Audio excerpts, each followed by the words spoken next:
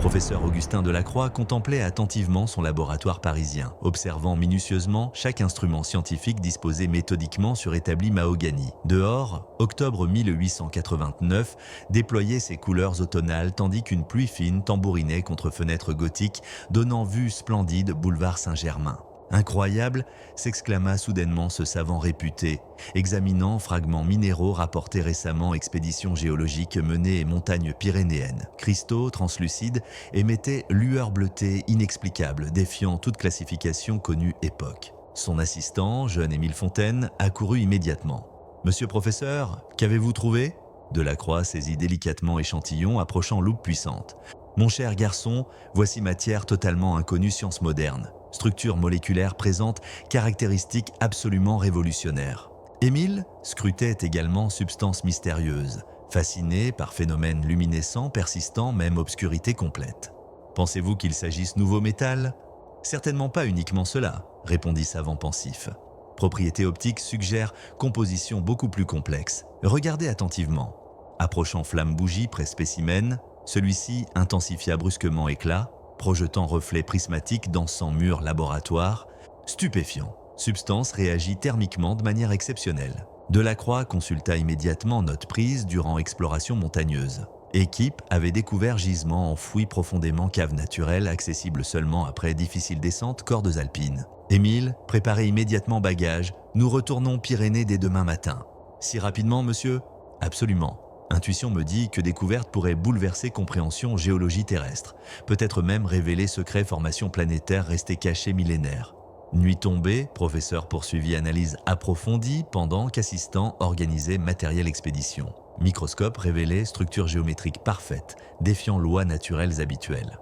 Aurore naissante trouvait déjà du haut préparant de parture, gare Austerlitz. Locomotive vapeur crachait fumée noire, prête transporter aventuriers vers destination inconnue. Avez-vous pensé provisions nécessaires ? Demanda Émile, vérifiant liste équipement. Naturellement. Cordes, pioches, lanternes, vivres conservés, instruments mesure, carnets observation, rien oublié. Train s'ébranla progressivement, emportant voyageurs travers campagne française encore endormie. Delacroix profitait trajet à étudier cartes topographiques, régions ciblées. Selon informations recueillies, caverne située à altitude considérable, accessible uniquement sentiers muletiers abandonnés depuis siècles. Émile hochait tête, comprenant ampleur, défi attendant. Population locale évoque légendes étranges concernant montagne, ajouta professeur. Récits parlent lumière dansante, sons inexpliqués, phénomènes atmosphériques inhabituels. Croyez-vous superstition ? Science enseigne scepticisme, néanmoins expérience montre que folklore populaire contient parfois éléments vérités ignorées érudits. Voyage ferroviaire dura plusieurs heures, traversant paysages variés avant atteindre petite ville pyrénéenne, servant point départ final. Village Sainte-Colombe, niché vallée encaissée, dominé pic rocheux semblant toucher nuages. Habitants accueillirent étrangers avec méfiance traditionnelle montagnard. Aubergiste, homme rude, nommé Baptiste Morel, accepta loger scientifique moyennant rémunération généreuse. « Vous cherchez quoi exactement là-haut » interrogea-t-il, désignant sommet menaçant. « Recherche minéralogique » répondit évasivement Delacroix. « Beaucoup sont montés, peu redescendus » marmonna Baptiste cryptiquement. Lendemain, équipe et guide expérimenté prénommé Lucien Garnier, explorateurs entamèrent progression ardue, flancs escarpés. Sentiers serpentaient dangereusement entre éboulis, franchissant torrents glacés, ponts branlants. « Attention constante requise », prévenait guide. « Montagne pardonne jamais négligence. » Altitude croissante rendait respiration difficile. Air raréfié obligeait pause fréquente, permettant admirer panorama grandiose déployé contrebas. « Magnifique spectacle », souffla Émile essoufflé. « Beauté cache souvent danger mortel », philosopha Lucien sobrement. Après journée complète, marche éprouvante, du groupe établit campement provisoire, abri rocheux naturel. Feu crackling réconfortait aventuriers face froidure nocturne. « Demain, nous atteindrons zone ciblée », annonça Delacroix consultant boussole. Deuxième jour, révéla terrain encore plus accidenté. Végétation disparaissait progressivement, laissant place roches nues, battues vent violent. « Là-bas !» cria soudain professeur, pointant formation géologique particulière.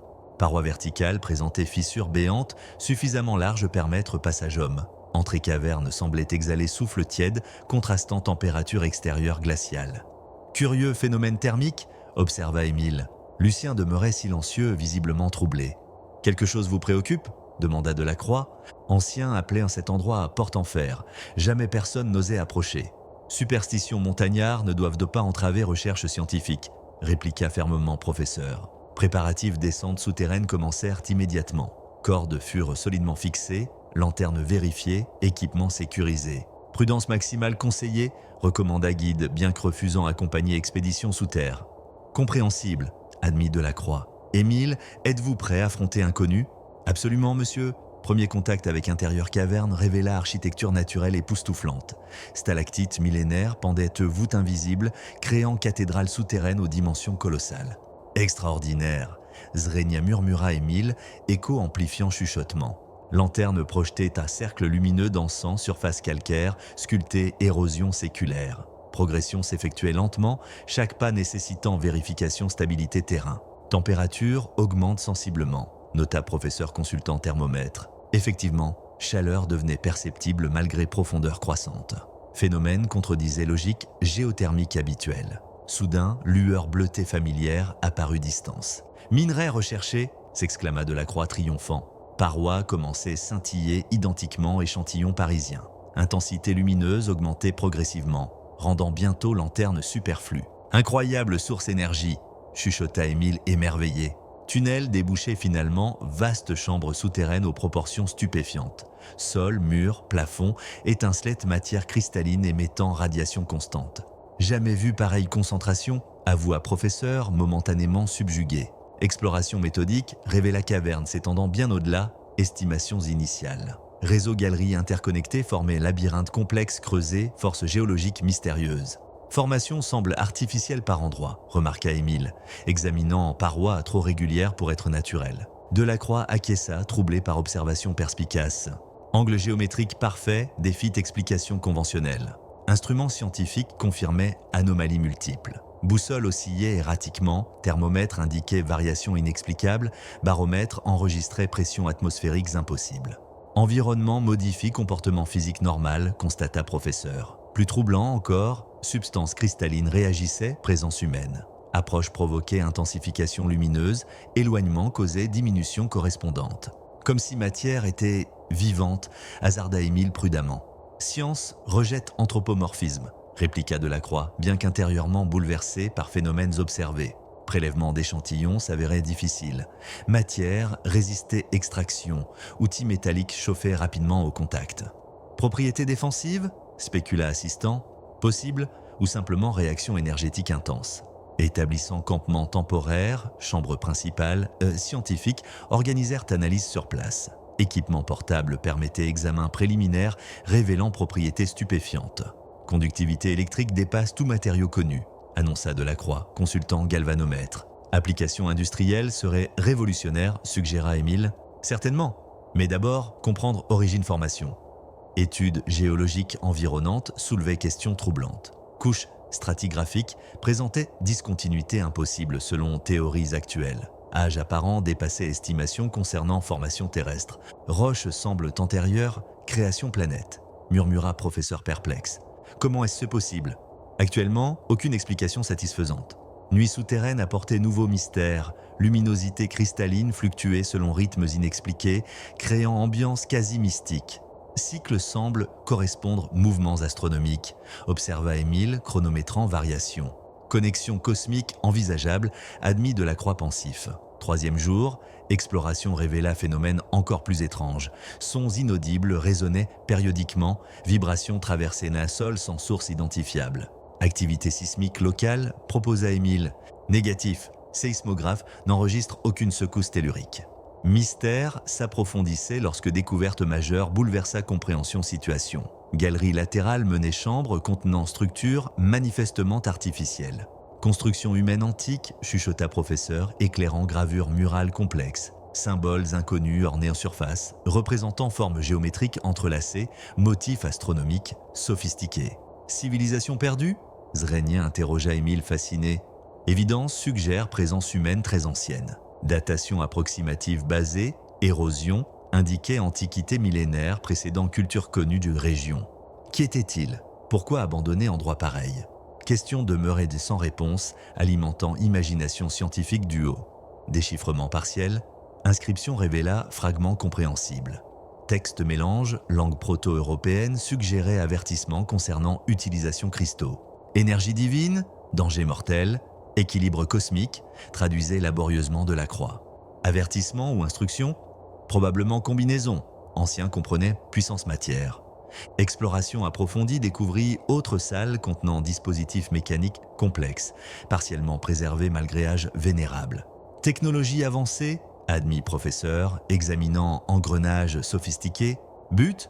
Apparemment, canaliser énergie cristalline vers applications pratiques. Tentative activation prudente provoqua réaction spectaculaire. Machines anciennes s'animèrent brièvement, projetant faisceaux lumineux traversant cavernes. Fonctionnement après millénaires, Zrenia s'émerveilla Émile. Conception remarquable, ingénierie dépasse capacité contemporaine. Malheureusement, manipulation imprudente déclencha séquence événements inquiétants. Vibrations s'intensifièrent, luminosité cristalline devint aveuglante, température monta dangereusement. Système s'emballe, Zrenia Delacroix par-dessus grondement croissant. Tentatives arrêt-machine s'avéraient vaines, mécanismes anciens échappaient de contrôle, puisant énergie directement gisement cristallin. Évacuation immédiate nécessaire, Zrenia ordonna professeur. Rassemblant équipements essentiels, duo abandonna campement, remontant précipitamment vers surface. Derrière eux, caverne s'illuminait intensité solaire. Réaction en chaîne, halta Émile durant ascension effrénée. Crainte justifiée, énergie libérée pourrait déstabiliser montagne entière. Progression ralentie par obscurité soudaine contrastant éclats souterrains. Lanternes insuffisantes éclairaient au difficilement chemin retour. Émergence air libre révéla spectacle terrifiant. Montagne entière vibrait, fissures apparaissaient à flancs rocheux, avalanches menaçaient versants opposés.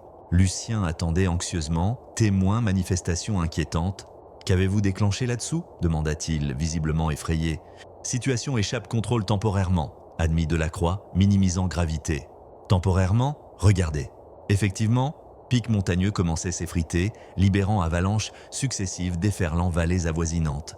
Descente immédiate obligatoire, décida guide expérimenté. Fuite éperdue commença, groupe dévalant pentes instables, vitesse maximale, compatible sécurité relative. Rochers dégringolaient constamment, menaçant écraser fuyards.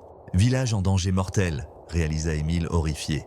Distance séparant sommaire Sainte-Colombe permettait peut-être évacuation population avant catastrophe finale. Arrivée précipitée village provoqua panique compréhensible. Habitants observaient aux déjà phénomènes alarmants affectant montagne vénérée. Baptiste Morel accueillit scientifique reproche virulent. Vos expériences maudites réveillent démons endormis.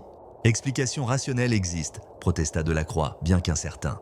Rationnelle, montagne sacrée tremble colère. Persuader population évacuée s'avérait difficile. Génération montagnarde refusait abandonner foyers ancestraux face danger incompris. Risque mortel imminent, insistait professeur. Ancêtres survécu tempête, nous survivrons aussi, répliquait obstinément maire village. Seul jeune acceptait de partir. Influence Émile, convaincant, contemporain, nécessité fuite. Soudain, phénomènes mystérieux cessèrent aussi brutalement qu'ils avaient commencé. Vibrations s'estompèrent, lumières souterraines s'éteignirent, stabilité géologique revint progressivement.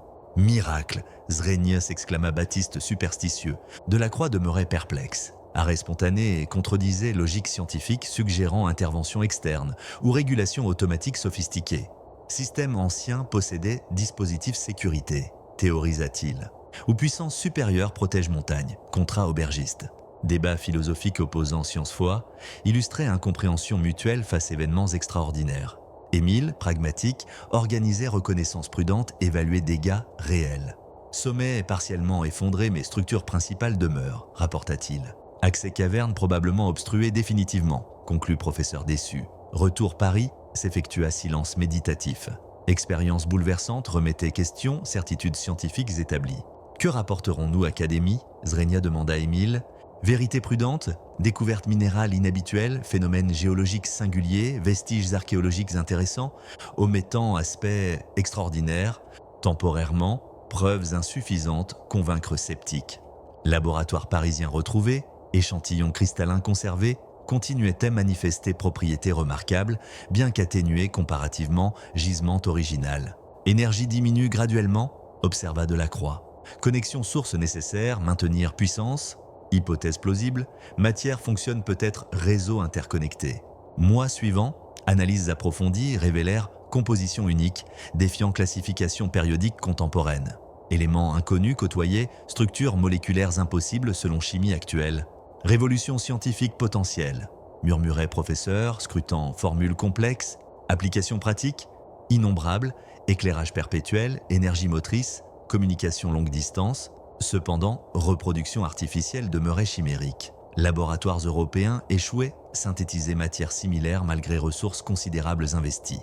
Secret fabrication perdue avec civilisation ancienne reconnue de la croix frustrée. Publications scientifiques évoquèrent découvertes prudemment, suscitant intérêt modéré communauté savante internationale. Correspondance professionnelle apporta nouvelles intrigantes, collègues signalaient phénomènes analogues diverses régions mondiales, gisements cristallins découverts, Andes péruviennes, annonça l'être Lima. Similaires propriétés luminescentes, identiques apparemment. Population indigène évoque légende séculaire. Graduellement, réseau mondial émergeait, suggérant répartition planétaire matière mystérieuse. Coordonnées géographiques révélaient organisation géométrique troublante. Disposition intentionnelle, conclut Émile, étudiant MapMonde annoté. Conception globale dépassant compréhension civilisation historique connue. Réflexions prolongées menèrent spéculations révolutionnaires concernant origine cristaux-énergétique. Hypothèse extraterrestre envisageable, proposa timidement Émile.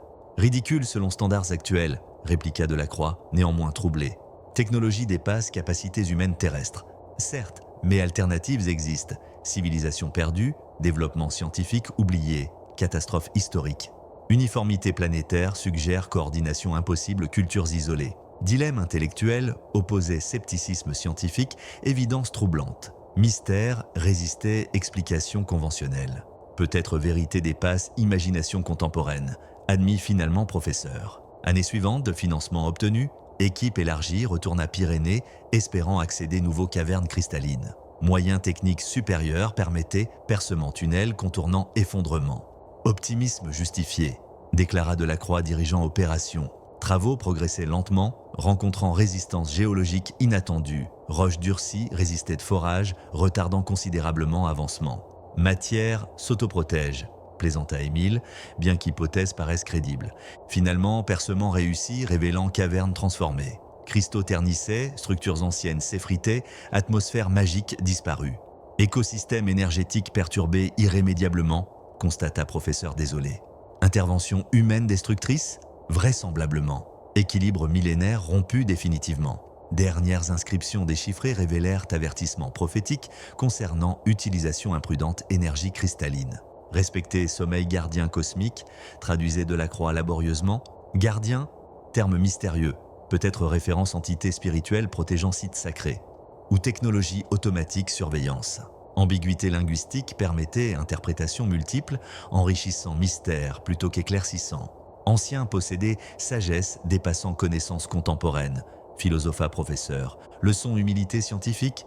Exactement. Orgueil intellectuel aveugle face réalité supérieure. Année ultérieure, Delacroix consacra carrière étudiée, civilisation perdue, recherchant traces technologie cristalline planétaire. Émile, devenu professeur respecté, poursuivait investigation, jeune génération explorateurs audacieux. Mystère perdure, écrivait-il mémoire. Chaque découverte soulève questions nouvelles plutôt qu'apporter réponse définitive. Archives secrètes, Académie Sciences, conservait documentation complète, expédition pyrénéenne. Attendant époque future, capable de comprendre implications véritables. Peut-être descendant des caudrons énigmes dépassant intelligence présente. Espérait Delacroix vieillissant. Cristaux parisiens continuaient de luire faiblement. Témoins silencieux, aventures extraordinaires ayant transformé perception réalité. Univers recèle merveilles insoupçonnées, murmurait savant contemplant échantillons mystérieux. Exploration humaine, Barly commençait. Fin de cette aventure extraordinaire, marquait commencement quête éternelle, vérité cachée. Défiant générations futures poursuivre recherche audacieuse vers compréhension ultime cosmos. Et voilà, une autre histoire qui se termine. Alors, ça vous a plu? Dites-moi en commentaire, j'ai hâte de savoir ce que vous en pensez. Si vous voulez plus d'histoires comme celle-ci, avec un début, un milieu et une fin, sans suite, abonnez-vous maintenant. Comme ça, vous ne manquez rien et il y aura toujours une nouvelle aventure à découvrir. Envie de soutenir et d'aider à proposer encore plus d'histoires par jour? Le PayPal est dans la description. Avec votre aide, je peux créer encore plus de contenu pour vous.